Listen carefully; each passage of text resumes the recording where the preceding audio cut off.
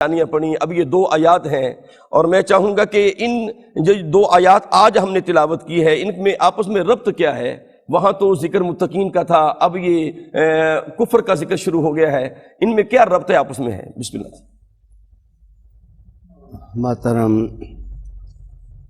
قرآن حکیم فرقان مجید یہ اداس موسموں کی چاندنی نہیں ہے، اللہ اکبر، یہ بہاروں کی تازگی ہے. سبحان اللہ.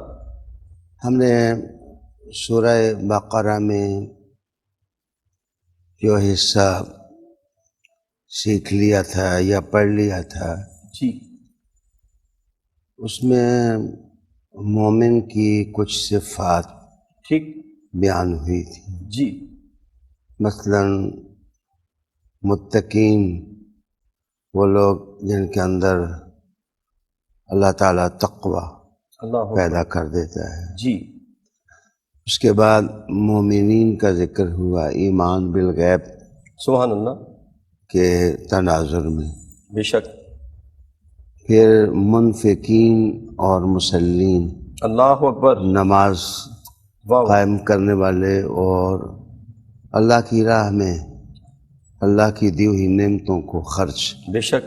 کرنے والے. پھر اس کے بعد موقنین یعنی اللہ. وہ لوگ جو یقین اور اعتماد اللہ کی اکبر. دولت رکھتے ہیں. بے شک. پھر ان کے حوالے سے کہا گیا تھا کہ اصل میں مفلحین بھی یہی ہیں، سبحان اللہ سبحان اللہ. کامیاب لوگ یہی ہیں. جی محترم قاری صاحب، اب یہ ناظرین ذہن میں رکھیں کہ قرآن مجید جس طرح عمارت بنائی جاتی ہے تو اینٹ پر اینٹ ترتیب کے ساتھ سبحان لگائی اللہ. جاتی ہے، سبحان اللہ. اور کسی عمارت کا حسن اس حسن ترتیب ہی سے معنون ہوتا ہے. بے شک. تو وہ صفات مومن کی یا تقوی داروں کی جو ہم نے سورہ بقرہ میں پڑھی، جی کیوں. اب اصل سوال یہ تھا کہ ان کو نقصان دینے والی چیزیں کون سی ہیں. واہ واہ. ٹھیک. یہ جو صلاحیت ہے اور اہلیت ہے، جی یہ جو اعتماد اور ایقان اور یقین کی دولت ہے، ٹھیک. یہ جو کردار کا حصہ بنتا ہے، سبحان اللہ. انسان نمازی ہو جاتا ہے اللہ اکبر. اور اس کو شعور مل جاتا ہے کہ میں اللہ کی دی ہوئی نعمتوں کو اللہ کی دی ہوئی نعمتیں سمجھوں جی اور انہیں اللہ ہی کے راستے میں جی شاہ جی. میں لگاؤں اللہ کے دین کے لیے. اللہ اکبر. تو جو چیزیں نقصان دے سکتی تھیں وہ اب ان آیات میں ان کا بیان شروع ہوا واہ ہے. واہ. اور سب سے پہلی چیز جو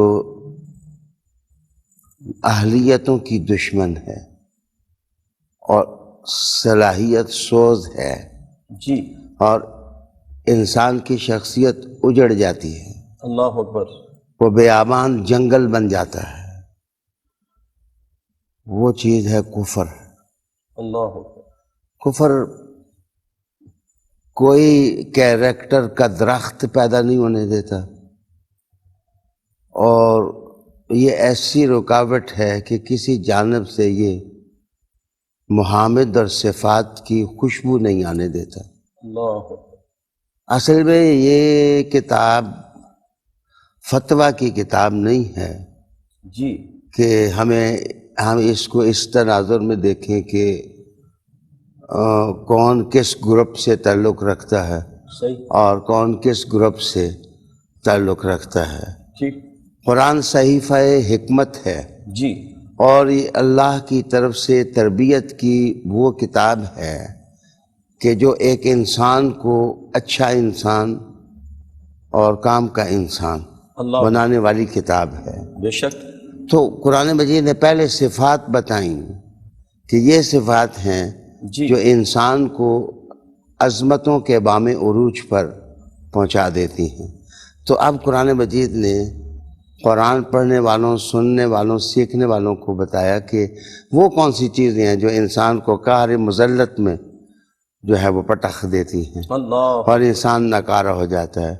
تو اس سلسلے میں پھر جو چیزیں گننی شروع کیں تو یہ مسلسل آپ دیکھیں کہ 2 رکوع ہیں، جی 2 رکوعوں کے اندر کبھی اس زہر کو جو کردار کو ختم کر دیتی ہے وہ منافقت کے نام سے اس کی پہچان کرائی گئی، اور کبھی کفر کے نام سے اس کی اللہ پہچان کرائی گئی۔ تو ٹھیک۔ یہ جو 2 آیات ہیں، جی یہ اگر ان میں غور کیا جائے تو آپ دیکھیں گے کہ 5 قسم کے مضامین ان 2 آیتوں میں بیان ہوئے ہیں۔ ٹھیک سب سے پہلے تو شناخت پہچان ہے کہ کفر انسان کو ختم کر دیتا ہے۔ جی پھر اس کے بعد جو پیغمبروں کی موعظت اور دعوت کا راستہ ہے کہ جی انبیاء علیہ السلام کس طرح کام کرتے ہیں اور ان کی دعوت میں کیا کیا اثرات ہوتے ہیں، صحیح، اور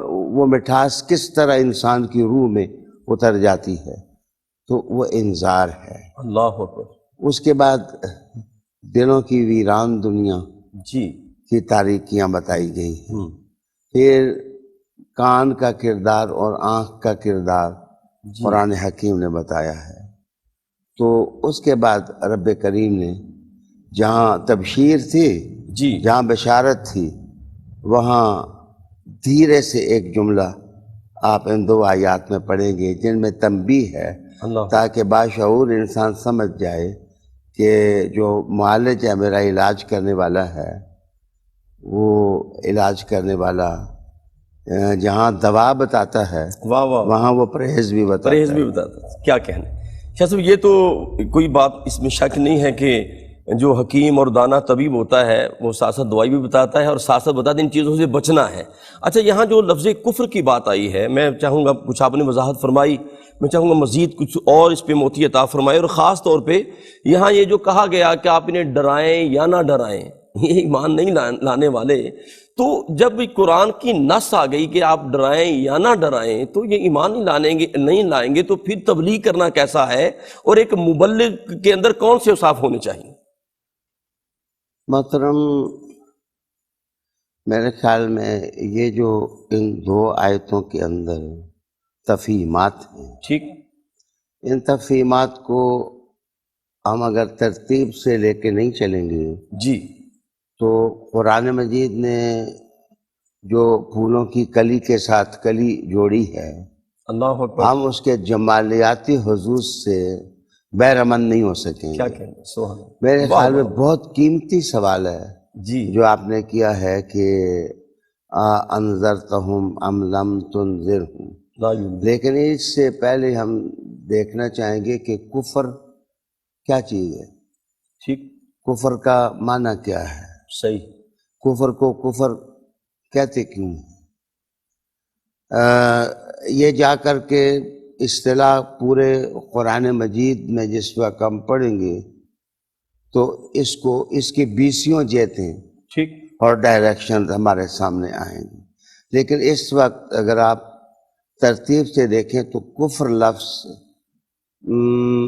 پہلے استعمال ہوا ہے، پہلی مرتبہ استعمال ہوا ہے، اس لیے تھوڑا اس کو تفصیل سے جاننا ٹھیک، ضروری ہے۔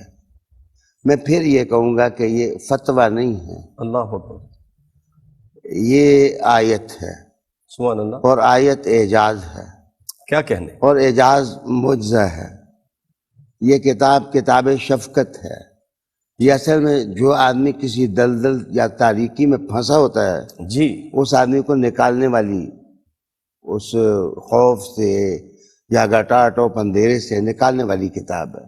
محترم قاری صاحب، کفر کا لغوی معنی ہوتا ہے ڈھانپ لینا ٹھیک، اور پردہ ڈال دینا۔ مثلاً عربی زبان میں آپ دیکھیں گے کہ یہ جو ٹائر ہوتا ہے گاڑیوں کا، ٹھیک ہے، اس کو کفرہ کہتے ہیں۔ تو کفرہ اس کو اس لیے کہتے ہیں کہ ٹائر پوری طرح ہوا کو وہ ڈھانپے ہوتا ہے تاکہ کسی جانب سے ہوا ٹھیک، ٹھیک، نکل نہ جائے، اس لیے اس کو کفرہ کہتے ہیں۔ صحیح، ایک دوسرا لفظ میں عرض کروں گا کہ کفرہ کا لفظ ٹھیک، کافور ایک خوشبو کے لیے ہاں ہاں سبحان اللہ. استعمال ہوتا ہے. ٹھیک بالکل ٹھیک. تو کافر اس خوشبو کو کہتے ہیں کہ جس ماحول میں اس کو کھولا جائے جی تو جو خوشبو ہے وہ ماحول کو ڈھانپ لیتی. اللہ اکبر. تیسرا معنی کفر رات کو بھی کہتے ہیں. ٹھیک. عربی شاعری کے اندر بے شمار شعراء نے رات کے معنوں میں استعمال کیا. رات کیونکہ انسانوں کو ڈھانپ لیتی ہے اللہ اکبر. اس لیے رات کو بھی کہہ دیتے ہیں. قبر کو عربی زبان میں کفر کہتے ہیں. ٹھیک ہے. بہت سے اور نام بھی ہیں لیکن ایک کفر کہتے ہیں چونکہ میت کو اندر رکھ کے تو مٹی ڈال کر کے اس کو ڈھانپ دیا جائے. واہ واہ واہ. اس لیے اس کو اس سے تعبیر کر دیا جاتا صحیح. ہے. پھر دریا کو بھی کفر کہہ دیتے ہیں. دریا کو اس لیے کفر کہہ دیتے ہیں قاری صاحب کہ یہ اندر موتی مرجان اور کیا واہ کیا واہ چیزیں واہ واہ. کیا خزانے بات. ہیں واہ جن واہ. کو یہ ڈھانپے ہوتا ہے. تاج العروض ہماری لغت کی بہت معروف کتاب ہے. اس نے یہ بھی لکھا ہے کہ مجاہد جس وقت لوہے کا لباس زیب تن کرتا ہے ٹھیک ٹھیک. تو وہ اس کے بدن کو ڈھانپ لیتا ہے. صحیح. اس کو بھی کفر سے تعبیر کرتے ہیں. کاشتکار کو قرآن مجید نے ایک جگہ اس کے لیے کافر لفظ استعمال کیا ہے کیونکہ وہ بیج کو زمین میں ڈال کر اوپر مٹی ڈال کے اس کو ڈھانپ دیتا ہے. اللہ. اس لیے اس کے لیے بھی لفظ استعمال ہوا ہے. ناشکری کے معنوں میں بھی قرآن مجید نے یہ لفظ استعمال کیا کیا. کہنے کیا اب ایک فرق جو فنی ہے جی میں عرض کروں کہ جس وقت ناشکری کے معنوں میں یہ لفظ استعمال ہو تو اس کی جمع کفر آتی ہے. ہاں ہاں. اور جس وقت کافر دین جو ہوتا ہے دین حق کا منکر اس کے لیے یہ لفظ استعمال ہو تو اس کی جگہ کفار آتی ہے اس کی جمع. کیا کہنا. تو جو اہل فن ہیں اہل دین ہیں اہل علم ہیں وہ جمع کو دیکھ کر کے اندازہ لگا لیتے ہیں کہ یہ لفظ کس معنی میں استعمال ہوا ہے. کیا بات. اب میں اس لفظ کی لغت عرض کرنے کے بعد تفسیر کی طرف بڑھوں گا. بسم اللہ بسم اللہ. علامہ مراغی ایک بہت بڑے مفسر ہیں. تفسیر المراغی کے نام سے جی. انہوں نے تفسیر قلم بند کی ہے. ٹھیک ٹھیک. وہ لکھتے ہیں کہ اس سے مراد جو ہے یہ وہ لوگ ہیں جو مدینہ شریف میں رسالت مآب صلی اللہ علیہ وسلم کی رسالت اور احکام کو مانتے نہیں تھے. مثلاً کعب بن اشرف کا نام جی لیا گیا. صحیح. علامہ بیضاوی رحمۃ اللہ علیہ نے انوار التنزیل ان کی تفسیر کا نام ہے. اس کے اندر وہ خامہ فرسائی کرتے ہوئے ارشاد فرماتے ہیں کہ وہ جو معروف کافر تھے ابو جہل ابو لہب ٹھیک. وہ اس سے مراد لیے گئے ہیں. ٹھیک ہے. اسی طرح ایک اور تفسیر ہے وبت الزہیلی نے لکھی اور اس کی تفسیر کا نام ہے التفسیر المنیر. وہ بڑی دلچسپ بات لکھتے ہیں. وہ کہتے ہیں کہ ان الذین کفروا کہہ کر کے کسی کا کافر ہونا جی یا مسلمان ہونا بیان کرنا مقصود نہیں تھا قرآن حکیم کا. ٹھیک ہے. اصل میں کچھ لوگ تھے جن کی باتیں رسول اللہ صلی اللہ علیہ وسلم کے دل کو اذیت پہنچا رہی تھیں اور جس وقت وہ اناپ شناپ باتیں کرتے تو حضور صلی اللہ علیہ وسلم کا دل دکھتا. جی. تو اللہ تعالیٰ نے اپنے حبیب صلی اللہ علیہ وسلم کو تسلی دی ہے ہاں ہاں ہاں. اور یہ تسلی دیتے ہوئے کہا ان الذین کفروا سواء علیہم. اس کو عمود تفسیر کہیں گے.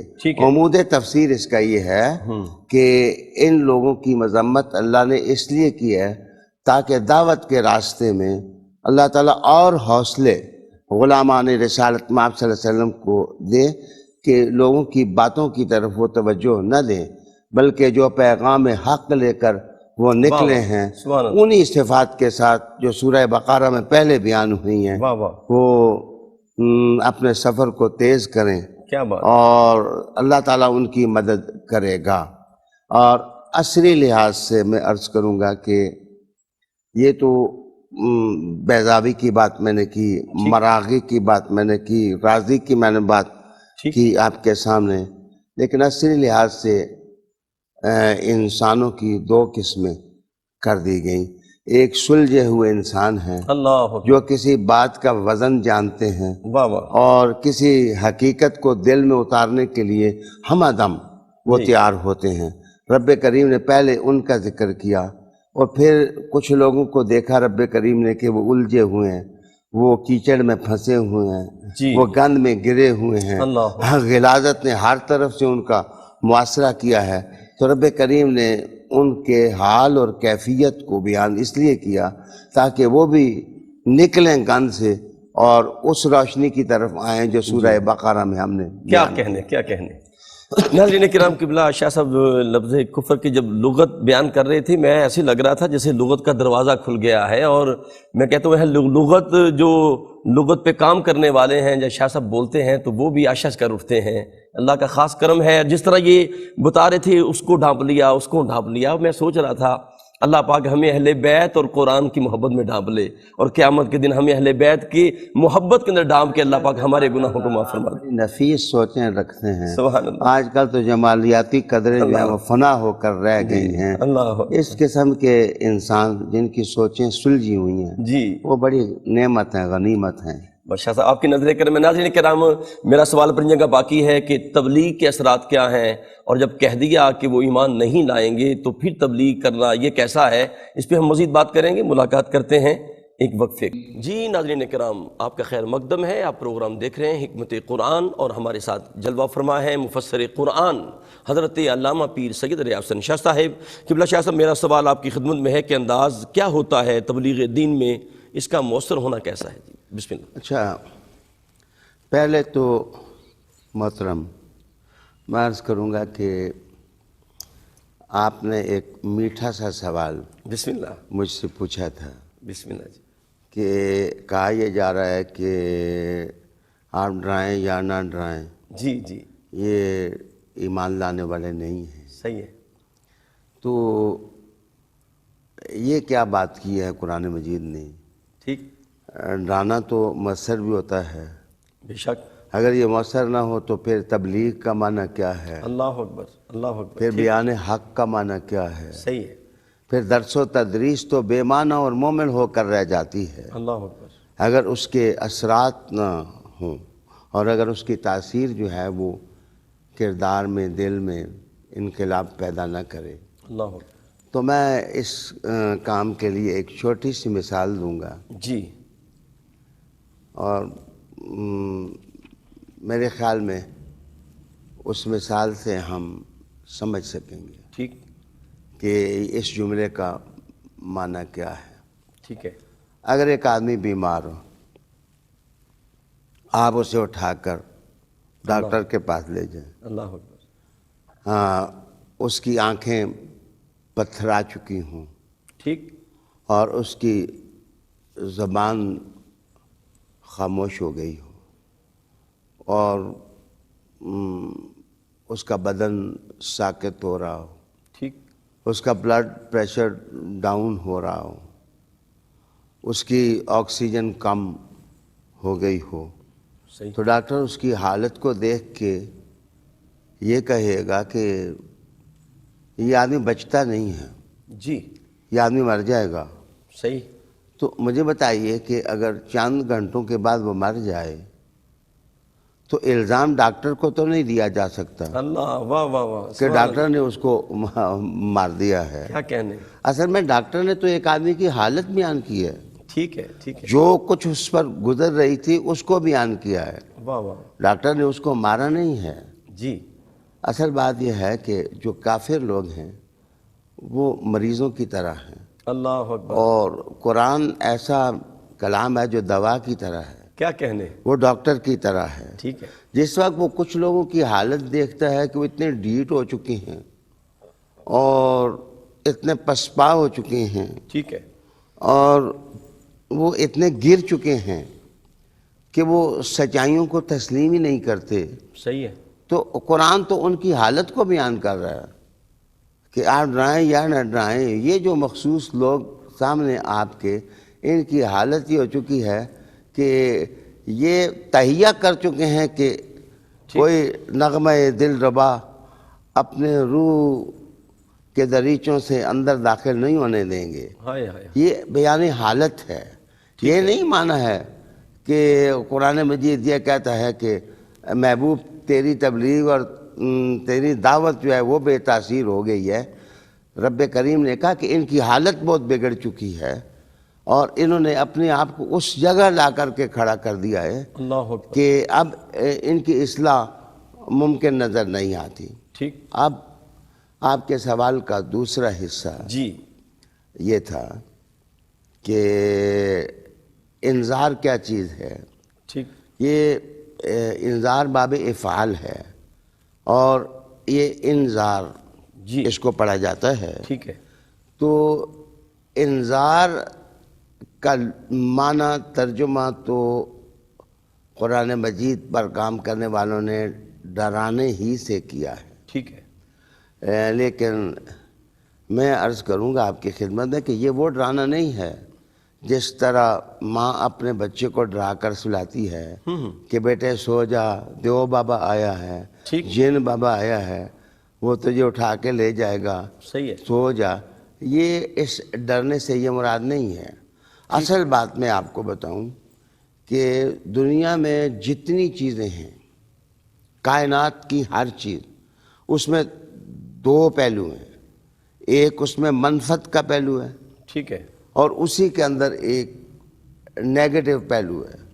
اس کی مثال میں دوں گا. آپ کھانا کھاتے ہیں جی.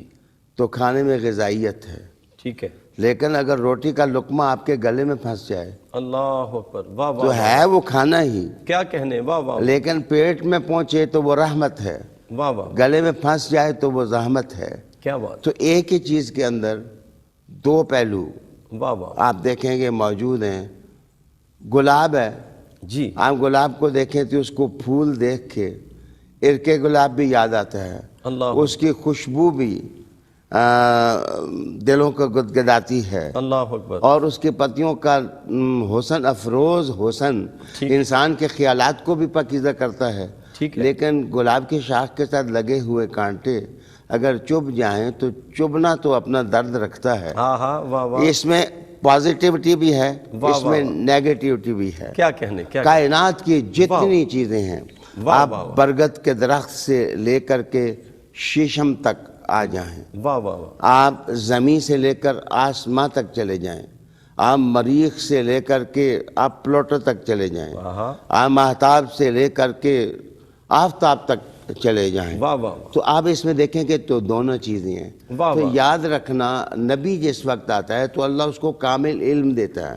صحیح. جس وقت وہ کائنات کی منفعتیں بتائے ہاں. انسانوں کو کہ یہ تیرے لیے اچھی ہے، یہ تیرے لیے بری ہے، تو وہ اس وقت مبشر ہوتا ہے. ہاں. اور جس وقت کائنات کی نقصان دینے والی چیزیں بیان کرے تو یہ انذار ہے. کیا بات ہے. کیا بات ہے. کیا اس لیے اللہ تعالیٰ کامل کائنات کا علم جو ہے جی. وہ رسول محترم صلی اللہ علیہ وآلہ وسلم کو دیتا ہے کہ انسانوں کے دردوں کا مداوع ہو سکے، واہ واہ واہ. انہیں ایک نسخہ شفا مل جائے واہ واہ. جس سے وہ مکمل طور پر شفا یاب ہو جائیں. واہ واہ. خالد صاحب محترم، کیا بات.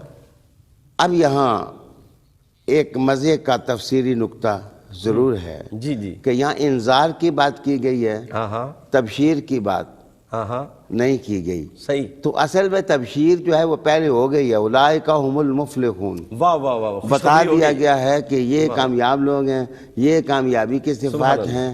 اب ضرورت یہ تھی کہ جس وقت کفر کو بیان کیا ہے جی. تو اصل میں کفر کے مضرات اور یہ جس طرح منفیت پیدا کرتا ہے، ضرورت تھی کہ قرآن اس کو بیان کرے.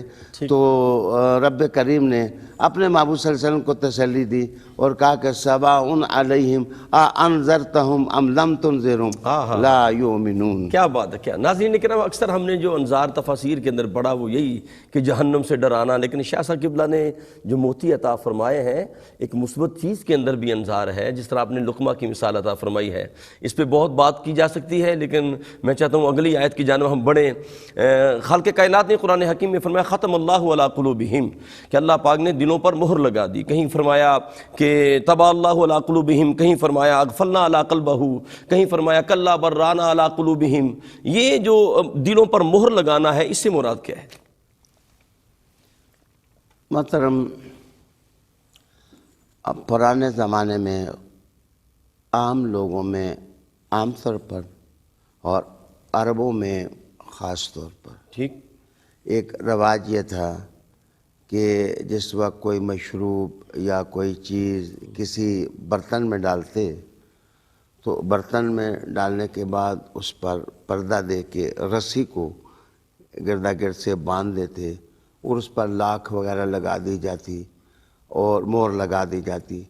تو وہ اس لیے لگائی جاتی تاکہ باہر کا گند اندر نہ جا سکے اور اندر کی چیز باہر نہ آ سکے۔ ٹھیک ہے، تو میں عرض کروں کہ ختم اللہ علی قلوبہم، ٹھیک، دراصل دلوں کی ایک صفت جو ہے وہ بیان کی گئی کہ ان کے دلوں پر مہر لگ گئی ہے۔ ٹھیک ہے، غلاف انہوں نے اپنے ڈٹائی کے چڑھا دیے ہیں، نہ اندر والا گند یہ باہر نکالنے کے لیے تیار ہیں، اور باہر سے جو روشنی حضور لے کے آئے ہیں اللہ، نہ وہ دلوں کے اندر اور روحوں کے اندر جانے دیتے ہیں۔ تو اپنے دلوں کا بگاڑ انہوں نے اور فساد انہوں نے خود پیدا کر دیا ہے۔ اللہ اکبر۔ اور آپ کے سوال کے جواب میں دوسری بات بسم اللہ۔ میں یہ عرض کروں گا کہ قرآن مجید سمندر ہے، بحر بے پایاں ہے، اور روشنیاں ہیں۔ جتنی کائنات میں کہکشانے ہیں جی، ان کے اندر وہ روشنی نہیں جو کتاب مجید میں اللہ نے روشنی رکھی ہے۔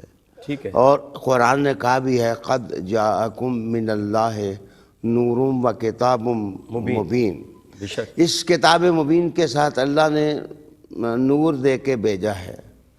محترم قاری صاحب، اسباب استفادہ ٹھیک ہے، اگر نہ بیان کیے جاتے ہیں، بچہ چھوٹا ہے ٹھیک، تو بچہ چھوٹا ہے، اگر آپ اس کو کہتے ہیں کہ لکھ، لیکن لکھنے سے پہلے اس کو قلم کا تعارف ہونا چاہیے ٹھیک ہے، کہ قلم چیز کیا ہے۔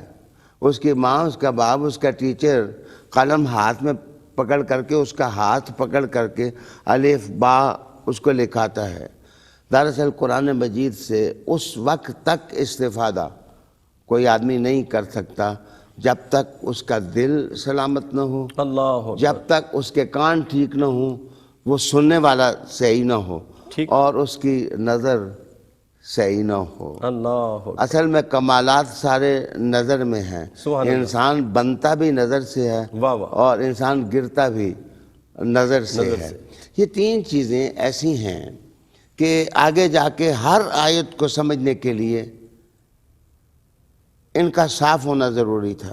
واہ واہ واہ واہ، مثلا آپ ہیں یا میں ہوں، جی جی، میں اگر پورا قرآن مجید پڑھتا ہوں، اگر میری نظر ٹھیک نہیں ہے تو میں آیات دیکھ کے پڑھوں گا کیسے؟ آپ نے ابھی پڑھا ان الذین کفروا، اگر آپ کی نظر ہی ٹھیک نہ ہوتی اللہ اکبر، تو آپ کیسے پڑھتے؟ ٹھیک، اگر میرے کان سلامت نہ ہوتے یا ناظرین ہیں، اگر وہ سکرین کو دیکھ نہ سکتے یا ان کے کانوں میں آواز جو ہے وہ جا نہ سکتی، تو یہ ہمارے حکمت برے پروگرام کا کیا فائدہ؟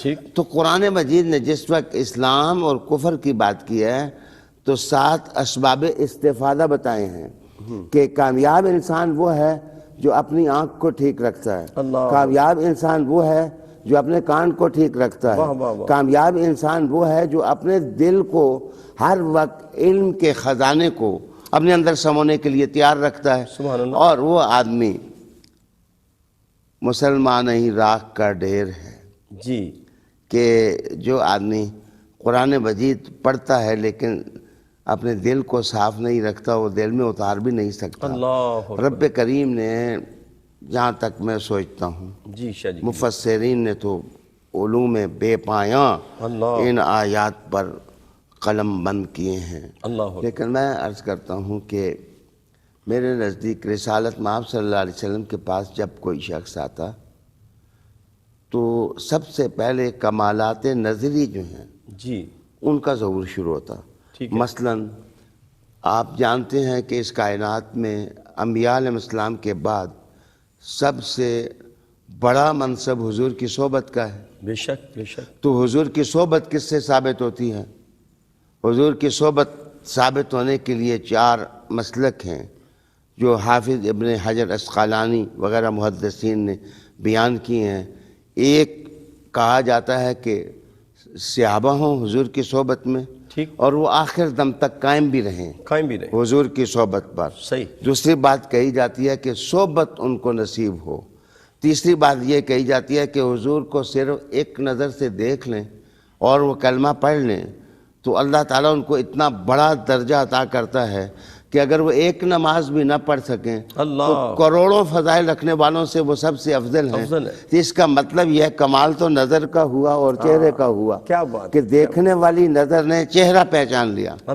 تو قرآن مجید میں عالی مقام قاری صاحب جو زور دیا گیا ہے، جس طرح ایک بچے کو کہا جائے کہ تو قلم ٹھیک رکھ، بچے کو کہا جائے کہ تو جناب دوات میں روشنائی تیار رکھ، لکھا کر، می نویسو می نویسو می نویس، تو لکھا کر تیرے ہاتھ کی تحریر میں حسن آ جائے گا. قرآن مجید اصل میں صفات کافروں کی نہیں بیان کر رہا کہ کافر لوگ ضمنی طور پر یہ باتیں بھی سمجھ آتی ہیں، لیکن اصل میں قرآن مجید ثابت کر رہا ہے کہ ان کا اصل قصور یہ ہے کہ انہوں نے اپنا دل تباہ کر دیا. ان کا اصل قصور یہ ہے کہ اپنے کانوں سے سن نہ سکے. مصطفیٰ کریم جیسے رسول جو 1,23,999 انبیاء کے قافلے کے سردار ہیں، وہ ان کے درمیان آ کر بیٹھ گئے اور انہوں نے ان کی بات کی بھی قدر نہ کی. اس پر مستداد یہ کہ وہ کلام الہیہ لے کے آئے اور یہ اس کو سن نہ سکے. اصل میں بات دل کی اہمیت، کان کی اہمیت اور نظر کی اہمیت اس کی ہو. شاہ وقت کے دامن میں بہت تھوڑا ٹائم ہے، 1 آدھے منٹ کے اندر میں چاہوں گا، یہ تو عذاب سارے تھے، ختم اللہ علی قلوبہم وعلی سمعہم وعلی ابصارہم، یہ بھی عذاب کی صورت ہے نا کہ مہر لگ گئی. وَلَهُمْ عَذَابٌ عَلِيمٌ پہ بس 1 آدھا جملہ میں چاہوں گا، پھر اس کے بعد اختتام کی جانب بڑھیں گے. اچھا، اس کے 2 معنی ہیں. ٹھیک. ایک تو عصری علماء نے معنی لیا ہے، ایک ہمارے قدیم مفسرین نے معنی لیا ہے. عصری علماء تو اس کو اس طرح سمجھتے ہیں بذات خود اس آدمی کے لیے یہ عذاب ہے جس کی آنکھ نہ ہو، وہ بیچارہ چل نہیں سکتا. جس کا دل ہی نہ ہو اس کے لیے تو موت ہے. بذات خود جس کے کان ہی نہ ہو وہ کسی سے پوچھ ہی نہیں سکتا. بذات خود یہ سزا ہے، اتنی بڑی سزا ہے کہ انسان انسانیت کا وظیفہ پورا کرنے کے بھی قابل نہیں ہوتا. اور دوسرا معنی یہ ہے کہ جس وقت ان نے اتنی ڈھٹائی، اتنی ضد اختیار کر لی اور محرومی اور شقاوت میں پڑ گئے کہ حضور کی پہچان بھی نہ ان کو ہوئی اور اللہ کا کلام بھی انہوں نے چھوڑ دیا اور اس سے مستفید ہونے کے لیے تیار. جتنا جرم ان کا بڑا ہے ان کا عذاب بھی اتنا ہی بڑا ہے. اللہ اکبر اللہ اکبر. ناظرین کرام، آج ہم نے سورہ بقرہ کی آیت نمبر 6 اور 7 پہ گفتگو کی ہے. میں مفسر قرآن، مفکر اسلام حضرت علامہ پیر سید الحسن شاہ صاحب کا شکریہ ادا کرتا ہوں. اپنے میزبان قاری محمد یونس قادری کو اجازت دیجیے. السلام علیکم ورحمۃ اللہ وبرکاتہ.